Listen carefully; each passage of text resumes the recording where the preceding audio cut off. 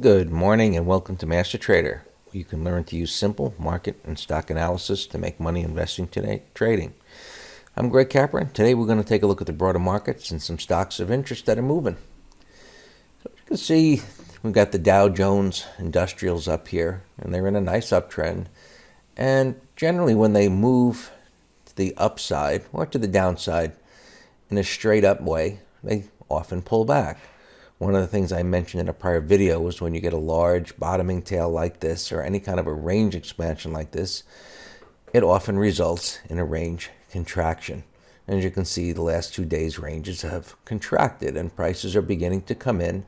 They're down a little bit here now. We'll take a look at the futures.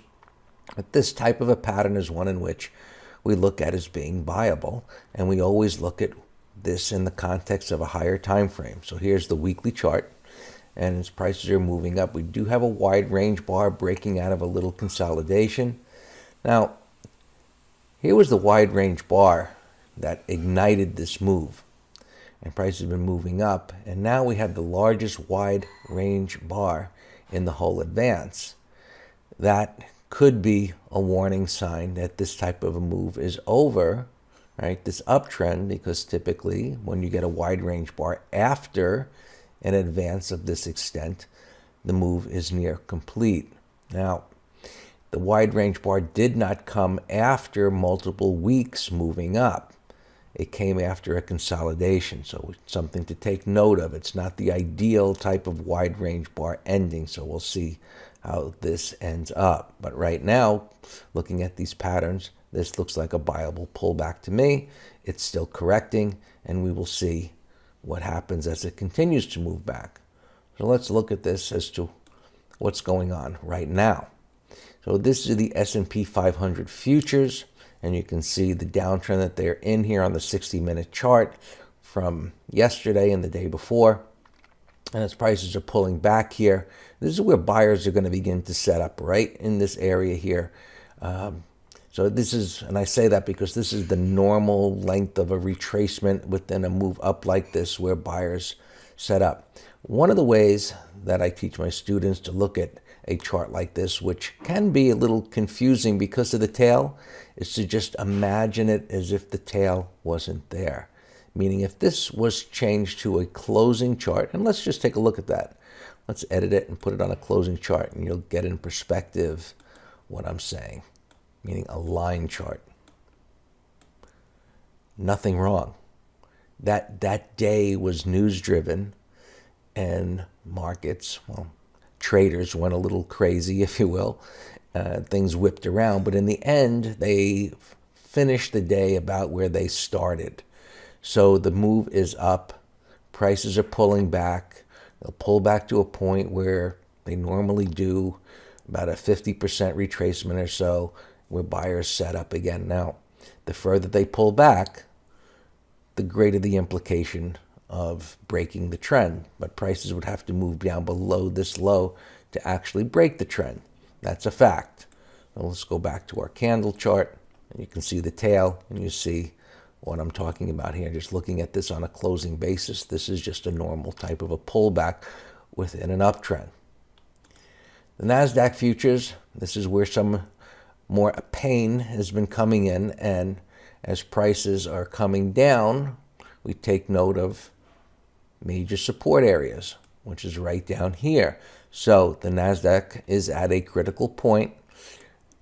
They need to hold this area or the trend is going to break. The extent of this pullback is deep, so it puts the trend in question. Sometimes what this results in is what's called a head and shoulders top and a distribution pattern. So that's something that we'll have to keep an eye on as to whether it plays out this way and prices roll over, or whether they find buyers here and then it starts to move up.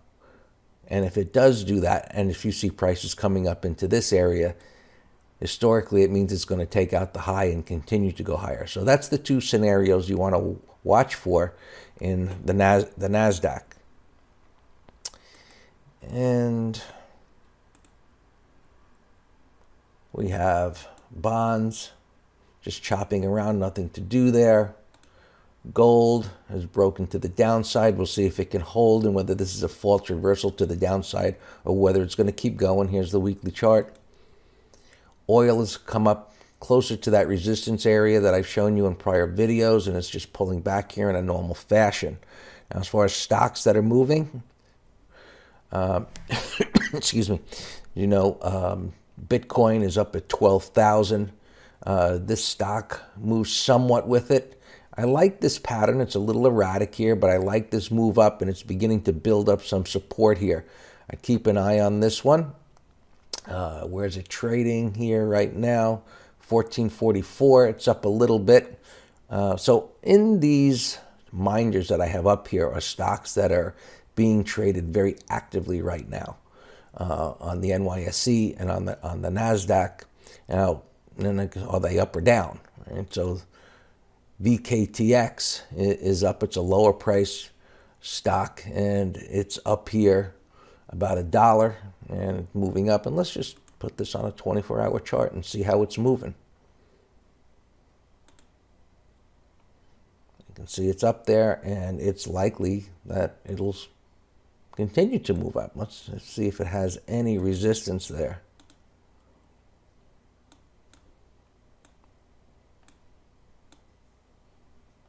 It's what I gotta call a void, and it's been consolidating at this prior high here. So I like that. I'm going to keep an eye on this one to see what it'll do here at the open. So these stocks here are trading actively. So many times stocks will come up that I haven't seen before because all of a sudden they're trading, and that's why it's a good tool. This pharmaceutical stock is up sharply here. And see the stocks that have been under pressure, which are mostly the tech stocks, they continue to be. I would watch Intel as it comes down to the 50 MA. I believe there'll be buyers there, and this is where it'll try to bottom out. There is an unfilled gap. That is definitely one to keep an eye on. And so this is what we go through, or I go through, looking for stocks that are in play in the morning and may present opportunities either on the current day or in coming days. So Apple here is down a bit. You can see my support levels here, and I'll see if it can stabilize in this area. So always combine daily chart, weekly chart, and what's happening in the moment, and then wait for the setups to occur that I know work out quite well in the past. Square has come down into an area where buyers are beginning to step up here. I like what's happening here pre-market. It's down at the 50 MA. It's down in the area of a prior bottoming tail bar. So this is one that I'm keeping an eye on. This came down rather steep in the way it dropped, which is certainly bearish. In the ideal scenario, like with a stock like this, is here it's beginning to turn, and what I would like it to do, right? So intraday, we may have a play in this, but ideally from a swing perspective, it comes down and retests there, and then we get a much bigger move into the end of the year. So we'll see if that plays out. All right, guys, that's it. I hope this has been helpful. Subscribe to the channel for further updates, and we'll talk tomorrow.